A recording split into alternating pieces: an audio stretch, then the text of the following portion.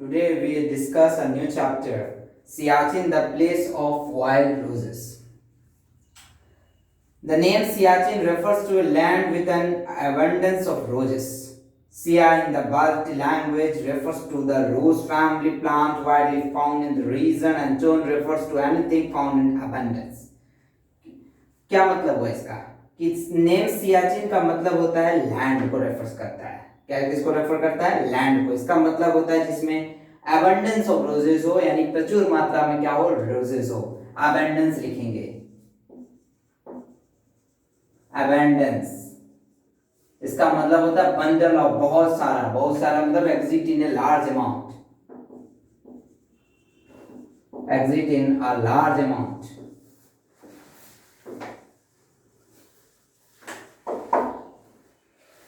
कहता है the name Siachen refers to a land with abundance of roses. Name Siachen जो है लैंड को रेफर करता है, इसका मतलब होता है जिसमें रोजेस काफी प्रचुर मात्रा में होती है। Sia in the Balti language refers to the rose family plant widely found in the region. Sia जो है बाल्टी लैंग्वेज में रोज फैमिली को रेफर करता है, प्लांट में जो बहुत सारे रीजन में पाया जाता है, widely found in the region. और एंड चून जो है उसको रेफर करता है एनीथिंग, कोई भी चीज हो जो ज्यादा मात्रा में पाया जाए, एबंडेंस मात्रा में पाया जाए। सियाचिन, सिया जो वर्ड है वो बाल्टी लैंग्वेज से आया। किससे आया? बाल्टी लैंग्वेज से। इसका मतलब क्या होता है? रोज फैमिली। क्या होता है? सियाचिन। सिया, सिया मतलब हो गया रोज family.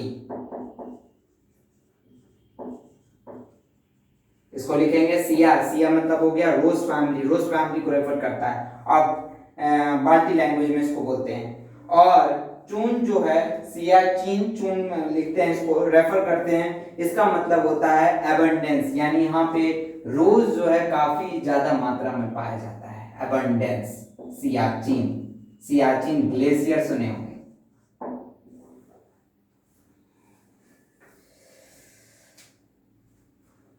In spite of severe climate, the word Siachen ironically means the place of wild roses. It falls from a height of 5,753 meters, and that means 18,875 feet above sea level, and is the longest glacier in the Karakoram range of the Trans-Himalayas. In spite of इसके बावजूद भी severe climate झेलना पड़ता है, severe climate झेलना पड़ता है। The word Siachen का मतलब ही होता है, आयरनिकली उसको कहा जाता है the place of wild roses.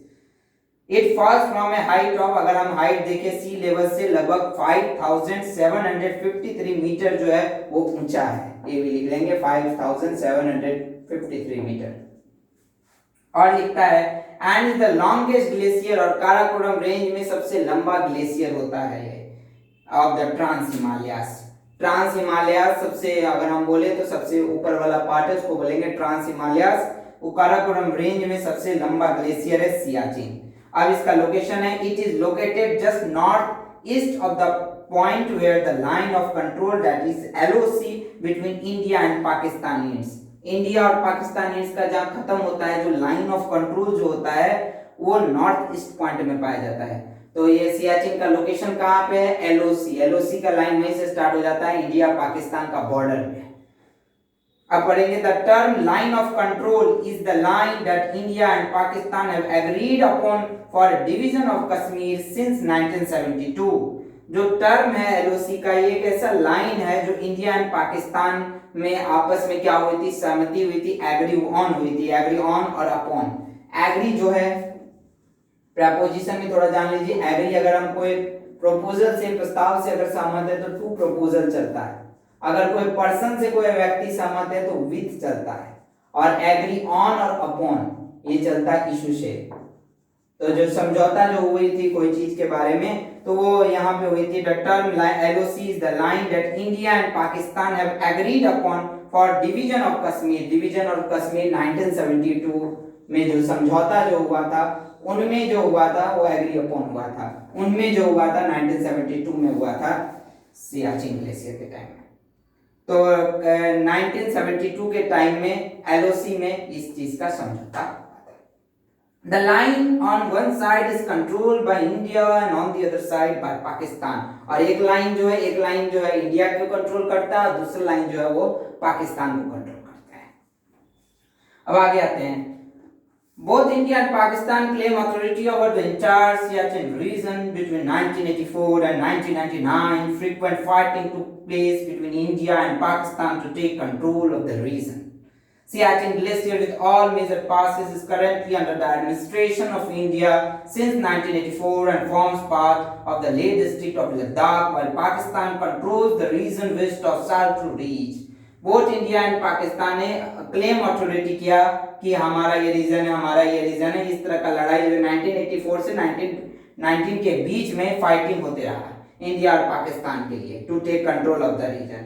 Siachen glacier with other all major passes, जितने भी मेजर पासेस है सियाचिन ग्लेशियर का करंटली वो इंडिया के अंतर्गत आता है 1984, और बहुत से ऐसे पार्ट हैं लेह डिस्ट्रिक्ट जो लद्दाख में आते हैं, वो हमारा भारत का पार्ट है। और पाकिस्तान का जो पार्ट है वो वेस्ट वाला पार्ट है सियाचिन, जिसको हम बोलते हैं साल्ट्रू रीज। साल्ट्रू रीज एक तरह का दर है, वहां से पाकिस्तान का होता है, उसको बोलते हैं साल्ट्रू रीज। India has also built the world's highest helipad on this glacier at a place called Sonam. India ने एक वर्ल्ड हाईएस्ट हेलीपैड भी यहाँ पे बना के रखा है, जिसको हम क्या बोलते हैं इस ग्लेशियर प्लेस को, उसको बोलते हैं सोनम, जो है 21,000 feet above the sea level. 21,000 sea level से, समुद्र लेवल से लगभग 21,000 फीट ऊंचा है। In 1984, India launched Operation Meghdoot, a military operation that gave India control over all of the Siachen Glacier, including its tributaries. 1984 में इंडिया ने एक Meghdoot launch किया, जिसको बोलते हैं लॉन्च ऑपरेशन, जिसको बोलते हैं मेघदूत। एक मिलिट्री ऑपरेशन स्टार्ट हुआ जिसको बोलते हैं India control over all of the Siachen glacier. Siachen glacier का पूरा कंट्रोल इंडिया में किया गया, और इसके साथ साथ ट्रिब्यूटरीज भी जो होता है, जो उसके सहायक होते हैं, उसका। तो 1984 में ऑपरेशन मेघदूत चलाया गया। ये टर्म को याद रखिएगा, 1984 में ऑपरेशन मेघदूत एक तरह का ऐसा मिलिट्री ऑपरेशन जो इंडिया के कंट्रोल के द्वारा हुआ over all of the Siachen glacier including it's tributaries.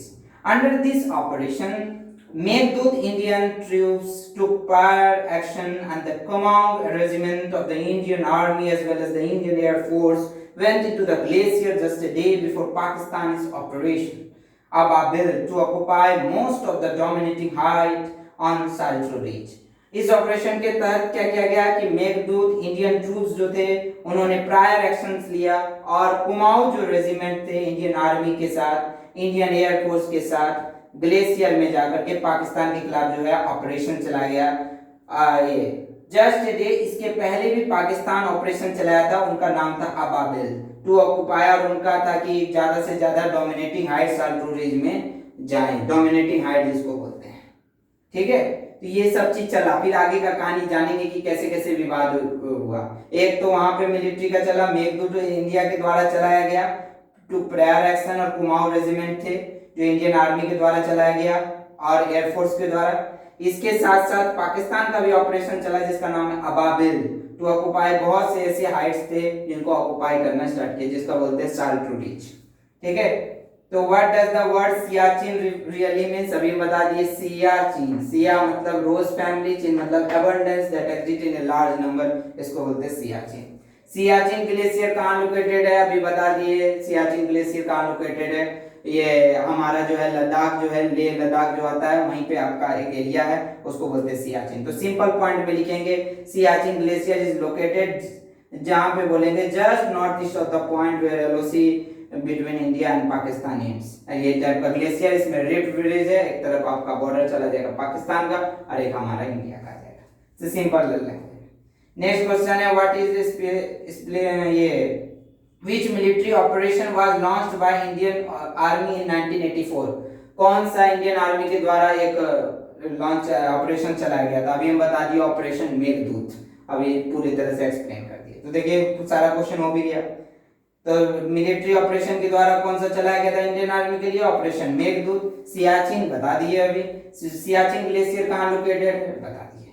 अब एक क्वेश्चन आप लोग खुद बनाइएगा, what is special about the place Sonam? Sonam अभी हम जस्ट बता दें।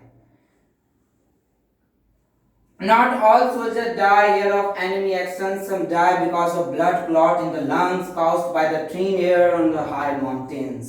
On an average, one Indian soldier is killed every other day due to extreme weather conditions. The soldiers call it General Glacier. The generals call it a prestige issue. They sacrifice their lives because they love their country and want to keep her borders intact. Their soldiers gather around the funeral pyre of their comrade on the banks of the frozen Nubra River is a familiar sight. Fighting back the icy winds and flags that sting the face like thorns, they come to pay their last respect to one of the Siachen warriors. कहता not all soldiers died here of enemy action. केवल enemy action से ही soldier नहीं मरते सियाचिन में. पता है कि झगड़ा चलते रहती है इंडिया और पाकिस्तान में और ये बॉर्डर है. फिर 1919 में बहुत सारे ये सियाचिन में हम लोग फतह भी हासिल किए. तो हम ये ऐसा नहीं कर सकते हैं कि केवल एनिमी एक्शन से ही लोग नहीं मरते हैं, बल्कि वहाँ पे ब्लड क्लॉटिंग की भी समस्या होती है. खून का थक्का जम जाता है. -17, -20, -25 माइनस में टेम्परेचर रहता है. इतनी कड़ाके की ठंड रहती है जिसके चलते ब्लड जो है वो क्लॉट हो जाता है लंग्स में. तो सोचिए अब कितना समस्या होती होगी. Some die because of blood clot in the lungs caused by thin air on high mountains. कुछ लोग तो ऐसे ही मर जाते हैं thin air on high mountains, ये ब्लड क्लॉटिंग की वजह से. On an average one Indian souls, और एवरेज के हिसाब से देखा जाए एक इंडियन सोल जो है हर एक दिन जो है एक्सट्रीम वेदर कंडीशन के चलते वहाँ डेथ हो जाते हैं. इतना खराब मौसम रहता है, एक्सट्रीम वेदर कंडीशन. तो आप इमेजिन कर सकते हैं कि सेना लोग हमारे रक्षा के लिए क्या सर्वोच्च न्यौछावर कर देते हैं. The soldier call it the general glacier. Soldiers में जो कहा जाता है उसको जनरल ग्लेशियर बोला जाता है. The generals call it A Prestige issue. General मतलब ये होता है एक बड़ा इशू. प्रेस्टीज इशू, प्रेस्टीज मतलब विख्यात issue. They sacrifice their life because they love their country and want to keep their borders intact. वो अपने लाइफ्स को क्यों बलिदान देते हैं?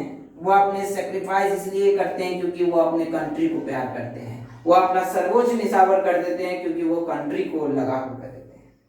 And want to keep our borders intact. और बॉर्डर्स में जो है बॉर्डर के द्वारा पूरी तरह चिपके हुए रहते हैं. हमारे सुरक्षा के लिए, हमारे सुरक्षा के लिए सर्वोच्च निछावर करते हैं. The soldier gathered around the funeral pyre of their comrade on the banks of the frozen Nubra River is a familiar sight. Soldier जो है पूरी तरह जमा रहते हैं funeral pyre of their comrade on the banks of the frozen Nubra River. और कभी कभी तो किसी की देहांत भी हो जाती है उसी समय पे उसके किनारे. जो फ्रोजन एक नाम दिया गया है नुब्रा रिवर, जो एक फैमिलियर नुब्रा रिवर का एक नाम दिया गया है जिनके नाम की तो देहांत ही हो जाती है. Fighting back their icy winds and flags that sting the face like thorn, they come to pay their last respect to one of the Siachen warriors. और वो लोग लड़ के अपना सर्वोच्च निछावर कर देते हैं. इसके लिए उनको आइसी विंड से भी लड़ना पड़ता है, उनके वेदर से लड़ना पड़ता है, और इसके साथ साथ काफी कठिनाइयों का सामना करना पड़ता है. लेकिन वो अंत तक लड़ते हैं और एक सियाचिन वॉरियर्स के तौर काम करते हैं. सियाचिन वॉरियर्स जो होता है जो अपने देश के लिए जो है रक्षा करता है. वहाँ के कोई भी अगर कोई बलिदान भी दे देते तो उनको वॉरियर्स बोलते हैं, वॉरियर्स से सम्मान करते हैं क्योंकि वो देश के लिए रक्षा करते हैं. Daily existence here is so painful that soldiers can't be sent up again for at least 15 years. Of every 2 men set up, one is a casualty. The main glaciers and its 7 branches face blizzard with speeds of up to 150 knots, nearly 300 km per hour. Can you imagine this type of the 150 knots? That can blow a man off.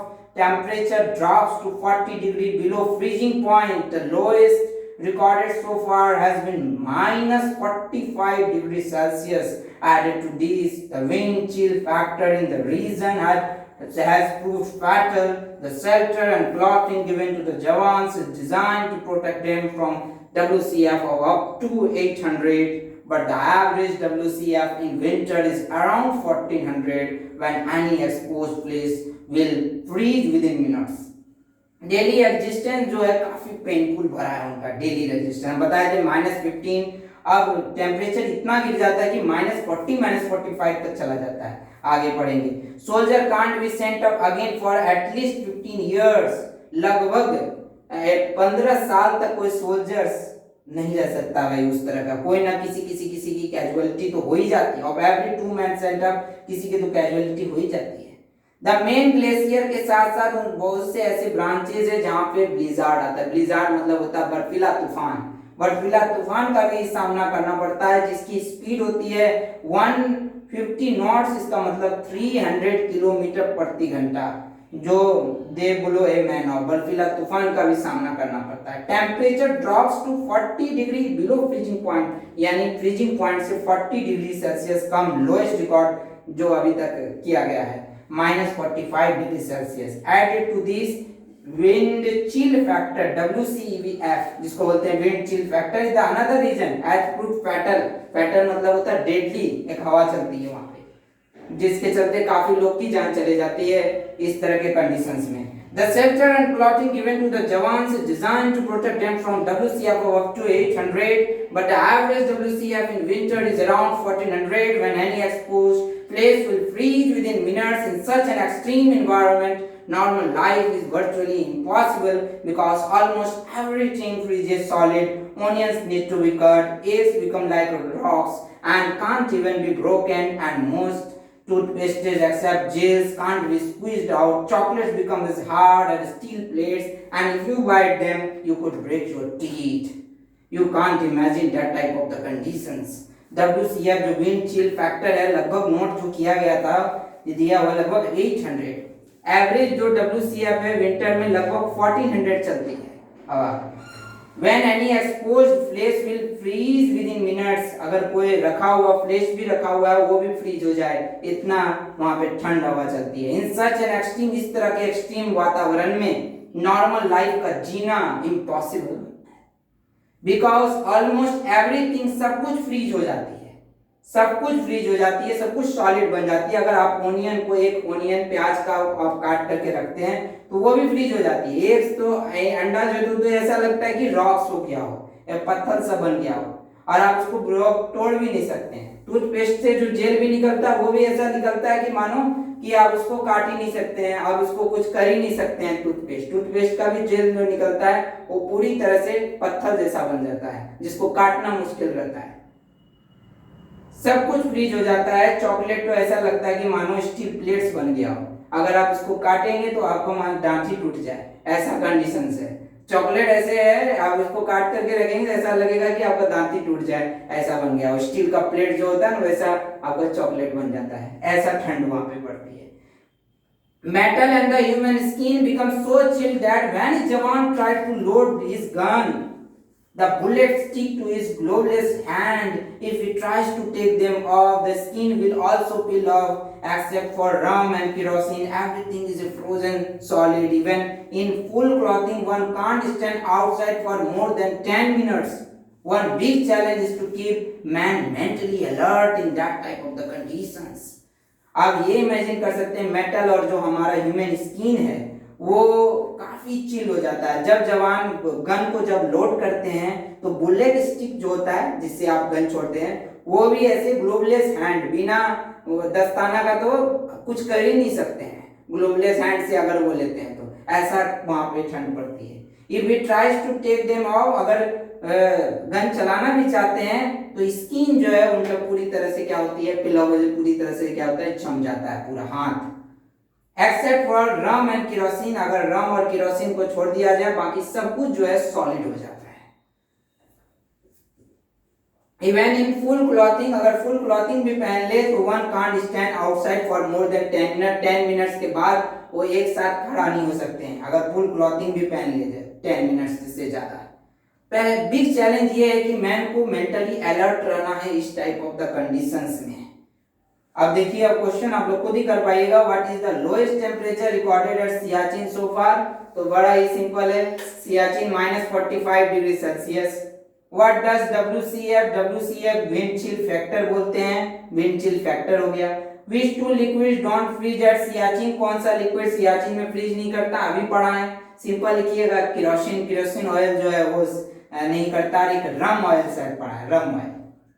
और what happens when a जवान tries to load his gun at Siachen? क्या होता है जब जवान ऐसे load करते हैं, गन जो लोड करते हैं, क्या होता है उनके साथ? तो क्या होता है, the bullet stick to his gloveless hand, bullet जो है स्टिक कर जाता है ग्लोवलेस हैंड को। तो बड़ा ही आसान और सिंपल सा है।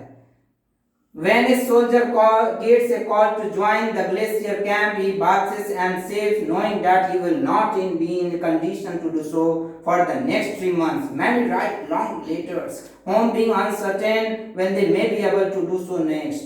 Then they pack their rucksacks with warm clothes, a sleeping bag, photographs, toiletries, and all important kerosene stove. The stove is used for keeping warm and helping in melting snow for drinking and having a wash. अब soldier को जब call किया जाता है कि आप glacier camp में रहिए, जब उसको कॉल किया जाता है कि आप ग्लेशियर कैंप में जाइए, तो जो bath and shave know that he will not be in condition, अब उस तरह के कंडीशन में नहीं है कि बाथ किया कर सके, शेव कर सके अगले नेक्स्ट 3 महीना में। बहुत लोग लंबे लेटर लिख देते हैं कि हमको घर जाना अनसर्टेन है, सोचिए वो लोग घर भी नहीं जा सकते हैं अगले 3 महीने के लिए। When they may be able to, जब ऐसा करना भी चाहते हैं तो वहां पे उनको पैक दिया जाता है पूरी तरह से, गर्म रखने के लिए गर्म क्लॉथ दिया जाता है पूरा, और इसके साथ साथ एक स्लीपिंग बैग दिया जाता है, फोटोग्राफ दिया जाता है, टॉयलेटर दिया जाता है, और सबसे इंपॉर्टेंट है केरोसिन स्टोव दिया जाता है।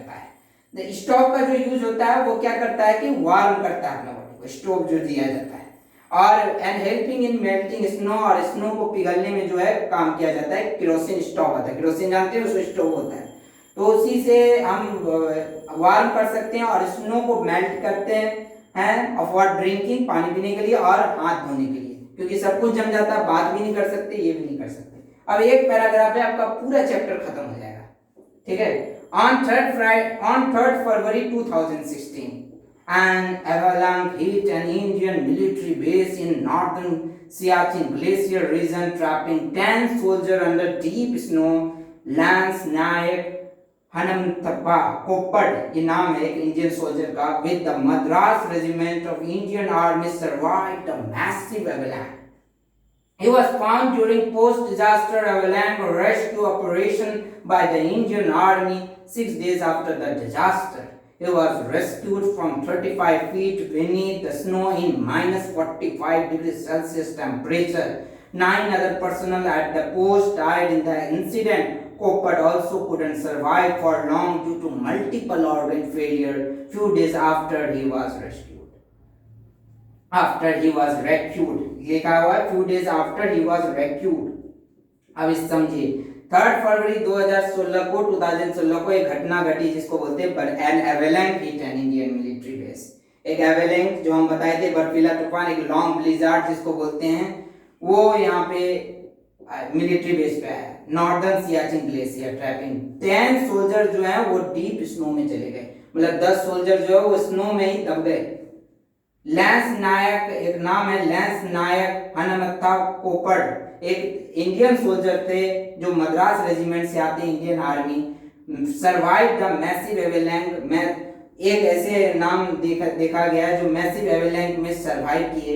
ही was found during post disaster avalanche rescue operation, और वो रेस्क्यू ऑपरेशन जो में लगाए गए थे इंडियन आर्मी की तरफ पर 6 डेज डिजास्टर के बाद, मतलब ये बच निकले, ये जो थे सर्वाइव कर गए। इनका नाम था लैंस नायक हनुमंता कोपड़। इसके अलावा 10 सोल्जर तो डीप स्नो में जाकर के डेथ हो गया इनका।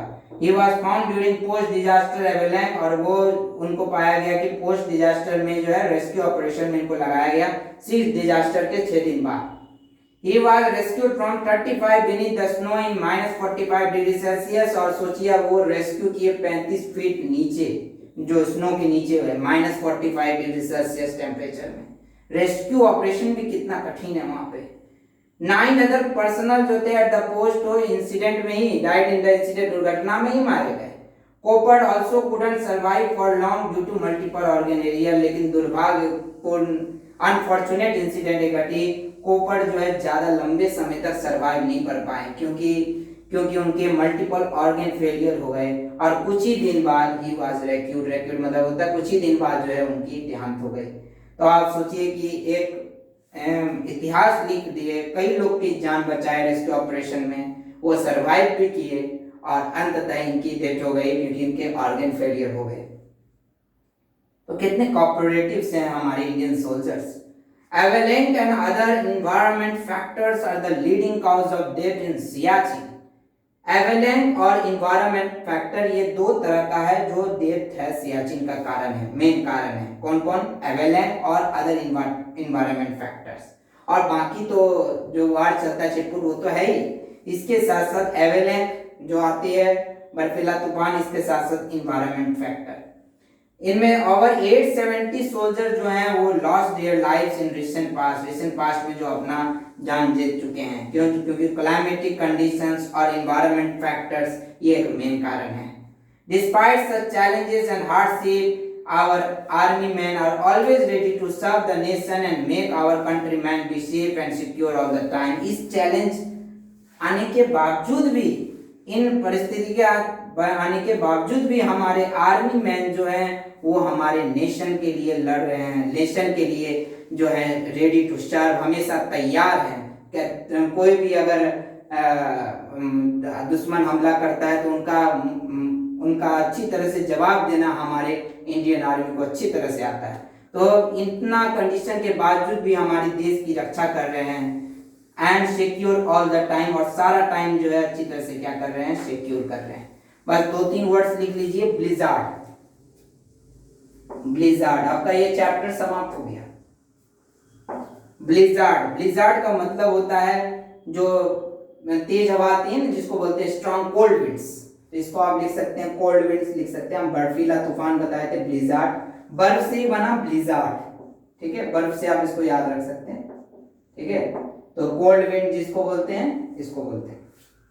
इसके बाद एवेलांच लिख सकते हैं, एवेलांच होता है, लिखा जाता है यहाँ पे एवेलांच। तो इसको लिखिए sudden sliding of A mass of snow from mountain. Mountain से जब सडन स्लाइडिंग जो होता है ना स्नो का, बर्फ का, माउंटेन से जो बर्फ का जो होता है सडन स्लाइडिंग, उसको बोलते हैं। तो लिखिए sudden sliding of A mass of snow from the mountain, लिख देते हैं सडन स्लाइडिंग, अचानक स्लाइडिंग जो बर्फ का जो होता है उसको बोलते हैं। सीधा लिखिएगा sudden sliding of the snow, पहाड़ से जैसे बर्फ गिरती है उसको बोलते हैं sudden sliding of the snow from the mountain. Lance Naik तो बता ही दिए कि ये एक रैंक है जो सोल्जर इन द आर्मी को दिया जाता है, इसको बोलते हैं। क्वेश्चन आंसर देखिए सारा बता दिए आप लोग, क्वेश्चन आंसर जो है सारा कर दीजिएगा, फिल इन द ब्लैंक्स और आंसर द फॉलोइंग क्वेश्चंस, इसको कर दीजिएगा और हम ये चैप्टर जो है समाप्त कर दिया।